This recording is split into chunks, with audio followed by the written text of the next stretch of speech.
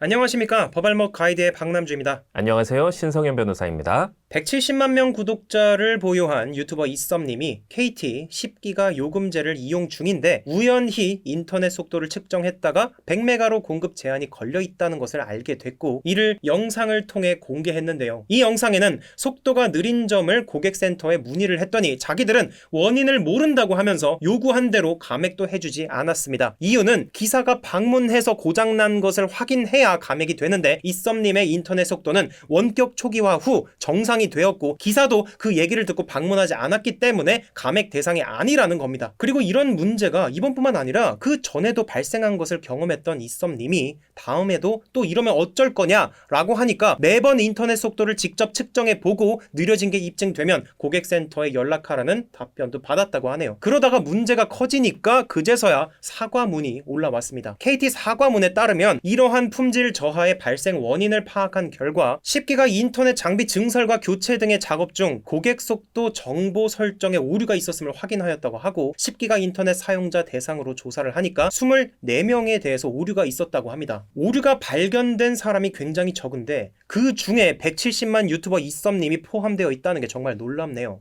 게다가 이썸님은 이를 처음 겪는 것도 아닌데 말이죠. 정말 놀라운 확률입니다. 이 사태에 대해서 블라인드라는 익명 커뮤니티에 KT 직원이라고 하는 분이 진작에 터질 일이 이제야 터진 것이라면서 1기가 인터넷 서버야 실제로 100메가도 안 나오는 게 하루 이틀 일이 아니다 라는 말을 했다고도 합니다. 사태가 이렇게 심각해지자 결국 통신 3사 전수조사하겠다 라는 발표가 등장했습니다. 방통위에서는 22일 인터넷 속도 저하에 대한 실태 점검과 관련해서 KT에 대해 실태 조사를 먼저 시작하고 SK와 LG U+에 대해서도 전수조사를 할 예정이라고 밝혔습니다. 이 조사가 10기가 인터넷 상품은 물론이고 하위 제품에 대해서도 이루어지기 때문에 이 결과 발표가 어떻게 날지 굉장히 궁금하네요. 여러분들께서도 이 영상 본 김에 지금 한번 속도 테스트 해보십시오. 속도가 굉장히 낮은 분이 정말 많을 거예요. 10기가 서비스와 100메가 서비스는 가격의 차이가 약 4배 정도 납니다. 그리고 그 아래 2.5기가 5기가도 계단식으로 가격이 올라가고요. 고객이 신청한 서비스에 한참 못 미치는 서비스를 제공했을 경우 형사처벌 가능할까요? 네, 일단은 통신사가 이용자를 속였다고 볼 수가 있죠. 기망을 했다고 볼 수가 있습니다. 그러면 이제 형법상 사기죄로 한번 우리가 다뤄볼 수 있을 것 같긴 한데 문제는 고의성을 입증할 수 있느냐 여부겠죠. 이썸님 관련 케이스에서도 통신사에서 오류가 발생한 걸 발견했다 이런 식으로 이야기하는 게 고의가 아니라 과실이었다라고 이렇게 주장을 하려고 포석을 깔고 있는 게 아닌가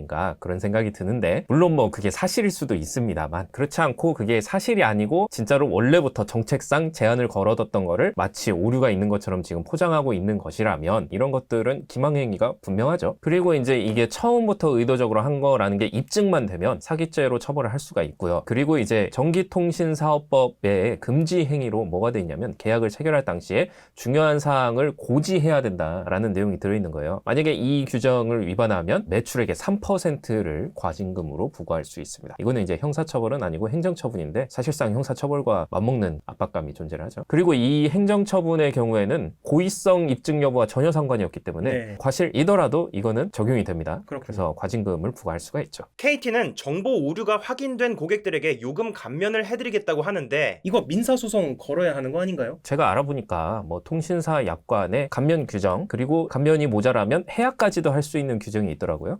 네, 그러면 이제 감면, 해약 등등을 할 수 있으면 물론이고 방금 말씀하신 것처럼 민사소송도 고려해 볼 수 있습니다. 일단은 10기가로 제공을 하기로 했는데 제공을 하지 않은 거니까 채무불이행에 따른 손해배상을 청구를 해볼 수가 있고요. 그리고 만약에 아까 말씀드린 것처럼 사기죄라든지 이런 불법행위가 증명이 된다면 불법행위에 의한 손해배상도 청구를 해볼 수 있겠죠. 문제는 이제 과연 손해배상을 해서 우리가 얻어낼 수 있는 금액과 그리고 이제 이 손해배상 청구를 소송을 진행하는 데 들어가는 비용 등등을 좀 비교 형량은 해볼 필요가 있겠죠. 만약에 소송을 진행해서 얻어내는 게 크지 않다면 굳이 그렇게까지 할 필요는 없을 것 같고 하지만 얻어낼 수 있는 돈이 크다 그러면 한번 생각을 해봐야겠죠. 그런데 제 생각에는 일단 이거는 이썸님만의 문제는 아닌 거가 된 것 같습니다. 이미 많이 퍼졌고요. 이거는 공론화가 된 일이기 때문에 누군가가 이 손해배상 청구 소송을 걸어서 받아낼 수 있다면 그것 자체도 굉장한 큰 의미를 가진다고 볼 수 있을 것 같네요. 그게 금액이 굉장히 작더라도 말이죠. 네, 그리고 이제 로펌들은 흔히들 집단 소송이라고 이야기를 하죠. 네. 피해자들을 모집을 해서 소송을 진행하기도 하니까 아마 조만간 어떤 로펌에서 통신사 관련 소송 준비합니다. 피해자들